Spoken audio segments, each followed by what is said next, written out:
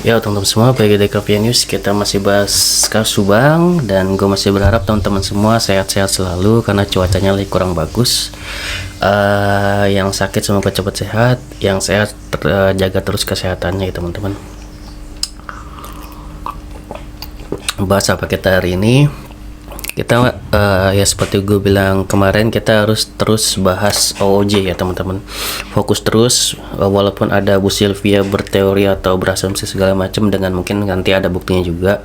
Kita jangan terlalu fokus di satu, tapi tetap ini fokusin ke OOJ, fokusin juga ke yayasan. Nanti kita bahas OOJ, habis itu kita bahas yayasan agar tidak tenggelam ya, untuk dua hal ini, dua hal penting gitu kan ya. Bagaimana dengan OOJ ini bang gitu kan ya. Nah ini orang-orang yang merintangi kasus Subang ini gitu kan ya, para obstruction of justice gitu kan ya, perintangan dalam penyidikan gitu. Di sini ada kecewanya juga sebenarnya. Kecewanya apa sih bang? Ya mungkin kekecewaan gue ini mungkin sama dengan kekecewaan dari teman-teman semua gitu ya. Kekecewaannya berletak pada Irlan ya teman-teman. Kenapa masih Irlan aja bang? Karena memang fokusnya atau poin yang terpenting adalah di Irlan ini gitu. Untuk Taryono ini mungkin atasannya yang menyuruh, namun kan apa ya, di sini kekecewanya apa sih? Kekecewanya itu adalah pernyataan dari Polda ya kemarin ya. Ya tidak bisa kita pungkiri, itu seolah-olah mungkin masih ingin fokusnya di kode etik aja gitu, dan tidak mau lebih atau gimana gitu pernyataannya gitu kan ya, karena masih bahas yang kamar mandinya aja, tidak didalami. Harusnya membuat pernyataannya dengan tegas juga, karena Danu juga kan sudah dikonfrontir juga ya. Danu akan membicarakan bahwasanya beliau diancam segala macam kan kayak gitu, dan akan runut nih ke Irlan gitu. Itu kan harusnya sudah sangat jelas gitu. Ada barang bukti dihilangkan, kenapa nggak sekaligus diringkus? Kenapa Taryono-nya doang gitu? Apakah Irlan bersalah ataukah memang nggak ada gitu kan? Atau memang cuma disuruh doang sesuai asumsi gua kemarin kan kayak gitu. Ya harusnya itu cepet-cepet sebagai Polda ini memberikan suatu klarifikasi kepada masyarakat secepatnya, karena ini sudah ada tindak pidana, tindak kejahatan yang sangat jelas. Harddisknya ada, orang yang mengambil ada, kok tidak langsung diproses kan kayak gitu. Harusnya kan ada ketegasan dari Polda secepatnya itu kan, setelah yang namanya Pak Yosep ini selesai gitu kan, diponis.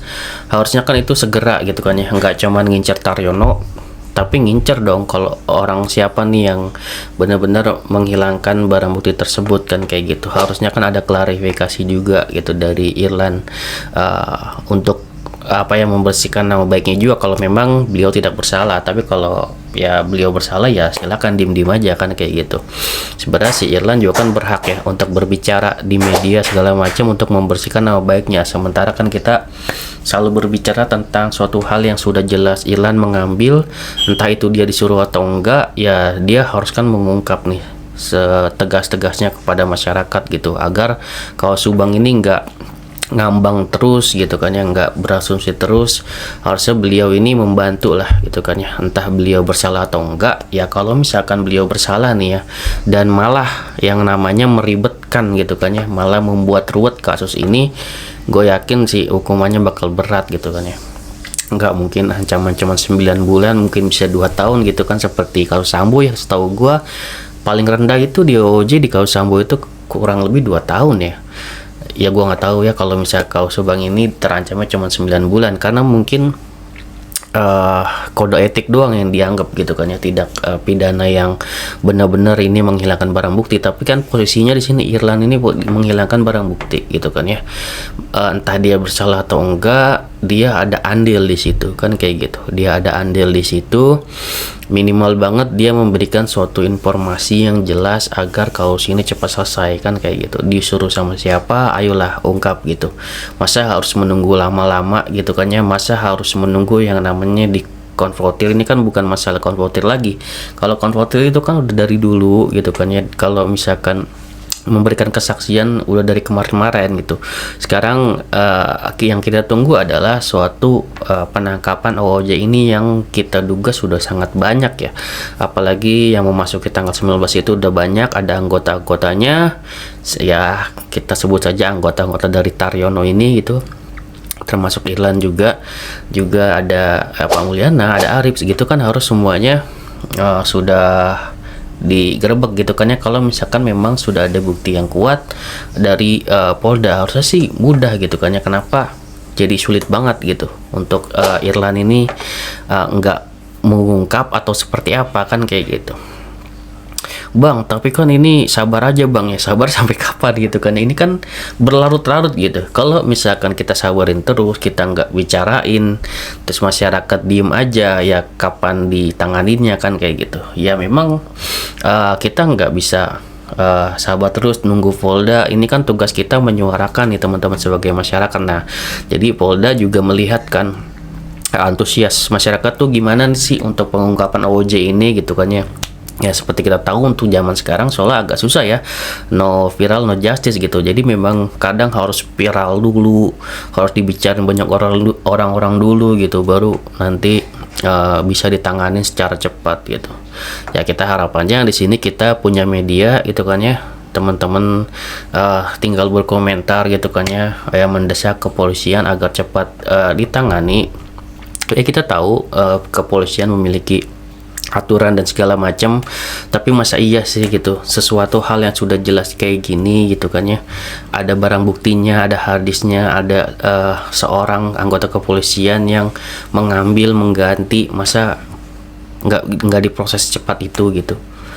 Kita kan menunggu hasilnya ya, semoga ya ada suatu yang namanya penangkapan OOJ ini, dan yang kita yakini adalah OOJ ini nggak Taryono doang gitu kan ya, bisa ada lagi di atasnya Taryono atau seperti apa gitu kan ya, atau Taryono ya nanti ujung-ujungnya akan menyebutkan gitu kan ya, siapa sih yang nyuruh lu gitu ya, siapa sih sampai segitunya gitu, lu dibayar berapa sih kan kayak gitu, siapa sih ya sampai lu tuh mengorbankan jabatan lu demi untuk menutup kasus ini gitu, mengancam Danu segala macam sampai kayak gitu kan kayak gitu. Nanti dari OOJ ini teman-teman kan bisa jelas gitu kan ya. Oh di Inter dia bisa menguatkan, oh di sini disuruh Pak Yosep, atau cuma dia bilang oh di sini saya cuma disuruh Pak Mulyana, kan jadi jelas kan kayak gitu. Siapakah yang nyuruh beliau kan kayak gitu. Oke segitu dari gua, semoga bermanfaat. Wassalamualaikum warahmatullahi wabarakatuh. Sinas video teman-teman. Dengan obstruction of justice yang bersangkutan itu menyuruh saksi untuk membersihkan atau menguras bak mandi dan gitu. Motifnya ya yang bersangkutan ingin mendapatkan barang bukti sebagaimana yang sudah saya sampaikan kemarin. Nggak ada motif lain, ekonomi mungkin dari terdakwa, dari terpidana. Maksudnya motif apa nih ekonomi? Kan nguras bak mandi tidak ada kaitan dengan ekonomi. Mungkin disuruh sama terdakwa Yosep atau terpidana Yosep maksud kami. Jadi tidak ada kaitan dengan tersangka Yosep atau dengan tersangka yang lain. Kemarin sudah saya jelaskan kan seperti itu. Kita masih proses penyelidikan. Artinya yang bersangkutan ditetapkan sebagai tersangka melakukan obstruction of justice, artinya menghalangi proses penyidikan dengan cara yang bersangkutan menyuruh menguras. Hanya sekedar itu yang kita temukan saat ini. Jadi ini masih berproses. Jadi ya silakan nanti rekan-rekan menunggu ya. Untuk kan ada 2 anggota yang diperiksa kalau nggak salah dan termasuk Pak Ibda Irlan ya yang sekarang di Sukabumi, yang dulu Bimas di Jalan Jagak sendiri. Nah penanganannya sejauh ini seperti apa sih? Jadi sejauh ini yang kita tangani adalah tersangka T, ya, tersangka T. Kita tetap berprinsip pada asas praduga tak bersalah. Ini masih berproses. Oke. Berarti untuk saat ini untuk saat ini adalah tersangka T terkait dengan obstruction of justice. Masih aktif berarti, masih dalam penyelidikan, berarti masih bekerja seperti biasa. Prosesnya adalah penyidikan.